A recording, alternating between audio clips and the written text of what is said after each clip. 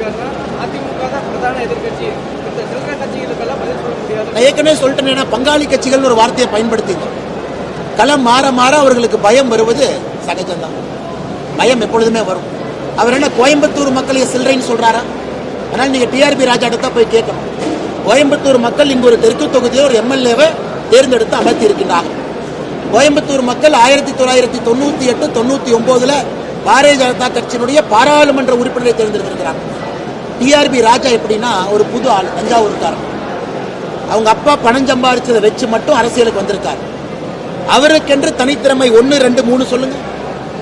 அவங்க அப்பா டிஆர் பாலு இல்லைன்னா, டிஆர் பாலு கொள்ளையடிக்காத பணம் இல்லை என்றால் டிஆர்பி ராஜா யாரு?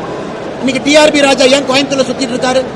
அவர் அப்பா கொள்ளையடிச்ச பணத்தை கொண்டு வந்து கோயம்புத்தூர் மக்களுக்கு கொலுசும் அந்த இத்து போன டப்பாவும் கொடுக்குற வந்திருக்காரா? அந்த இத்து போன டப்பாவும் ஒரு கொலுசு கொடுத்து கோயம்புத்தூர் மக்களை விலைக்கு வாங்கி விடலாம் என்று டிஆர்பி ராஜா உட்கார்ந்திருக்காரு. கோயம்புத்தூர் மக்களை சில்லறை என்று சொல்லவும் ஆரம்பித்து விட்டார். அந்த அளவுக்கு தான் இன்னைக்கு அரசியல் நாகரிகம் இருக்கு. டிஆர்பி ராஜா இருக்கட்டும், உங்க அப்பா டிஆர் பாலு அவர்கள் வரட்டும், யார் வந்தாலும் கூட கோயம்புத்தூர் மக்கள் பீனிக்ஸ் பறவையை போன்றவர்கள். சுயமாக வேறு வேறு ஊரிலிருந்து வந்து இந்த மண்ணில தொழில் தொடங்கி இந்தியாவினுடைய முக்கியமான நகரமாக இந்த மக்கள் மாட்டியிருக்கிறார்கள். கடின உழைப்புனா என்னன்னு தெரிஞ்சவங்க கோயம்புத்தூர் மக்கள், சுயமரியாதை தெரிந்தவர்கள், நேர்மையும் நாணயம் தெரிஞ்சவங்க.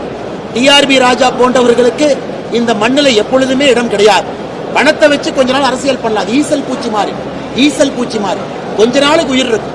ஈசல் பூச்சிகளாக கோயம்புத்தூருக்கு திமுக காரங்க வந்திருக்காங்க. எத்தனை ஈசல் பூச்சிகள் வந்தாலும் கூட கோயம்புத்தூர் மக்கள் விரட்டடிக்க போகின்றார்கள். அதை நம்ம பார்க்கத்தான் போறோம்.